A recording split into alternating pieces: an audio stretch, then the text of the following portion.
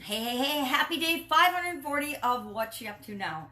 Today in my curlers, I'm talking about making a federal case out of something, making a federal case out of things. Now, I don't know about you, but in the past, I have made things a bigger deal than they need to be. Have I ever exaggerated things and how important they were and found out that they really weren't that important after all? Absolutely, positively. Sometimes I'll make a federal case out of things on purpose. If I want to teach my kids something, if I want to teach one of my coaching students something, I won't make a federal case out of it, but I will make it a slightly bigger deal than it probably really is, just to emphasize the importance of it. What are some examples of that? I guess holding people accountable, myself accountable, and my kids and my coaching students, for example.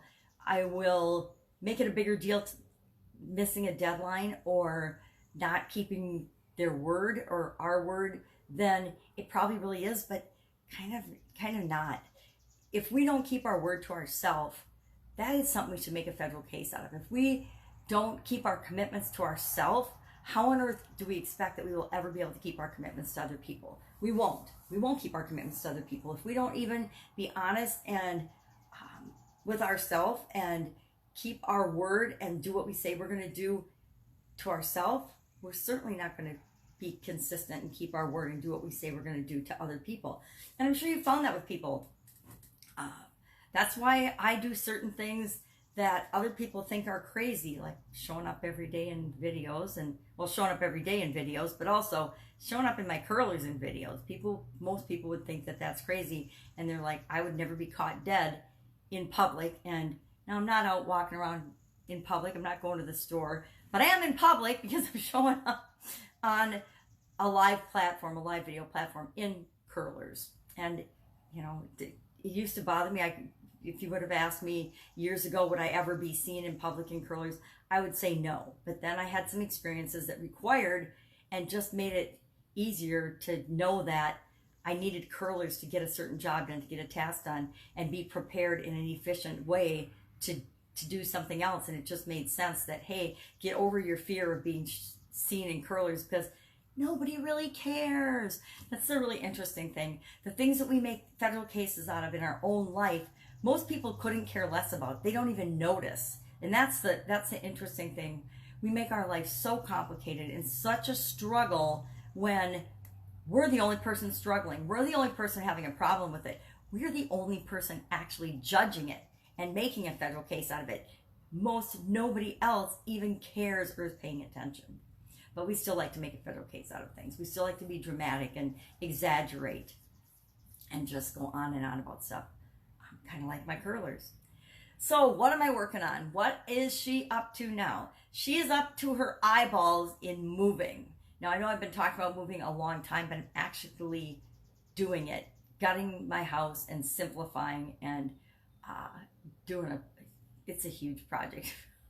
It's a bigger project than my women's summit was. It's a bigger project than putting in new computer programs. It's a bigger project than, and it's not a bigger project, but it feels bigger than when we built the place. I mean, it's really interesting that it does. It actually feels like a bigger, harder, more challenging project to fix up and move and downsize than it did to actually build the house, this home in the first place. So that's interesting, right? Maybe I'm just making a federal case out of moving.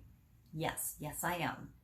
Am I exaggerating the amount of stuff I have and the extent of my hoarding capabilities? No, I'm not. I am even amazed at myself and my ability to save random things that are of ridiculous nature.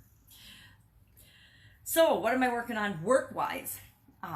It's funny, some of my coaching students are like, oh, we never thought you were going to move. And so they're giving me a hard time that I'm, really busy and tied up this week and next, moving and physically working on projects that don't involve anything with respect to business or work. Now, we are on day 80 today of the 90-day live video influencer challenge and talking about offers to subscribers. We're doing a little bit of a subscriber push, and today is the day that we'll make some kind of an offer to subscribers to get people to subscribe. You know, we'll offer some kind of a free value, and you know, hey, just pop in every day and get free value is a value in and of itself. But we'll offer a little bit of something to boost that and to really encourage people to subscribe.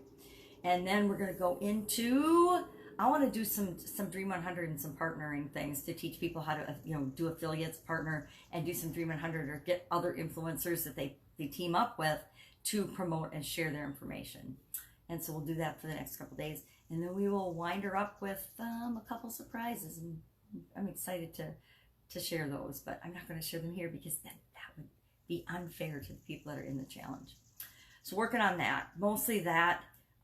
My coaching students, you know, here and there with Boxer and things, and Facebook Lives, but or Facebook. I like Facebook Talk, Facebook conversations, Facebook phone conversations. I hate talking on the phone, but I love talking on video with people. Now sometimes they see me even worse than in my curlers, but that's why you get to be a coaching student. You get to see the real, the raw, the big, the bad, the ugly, as if it could get uglier than the curlers, right?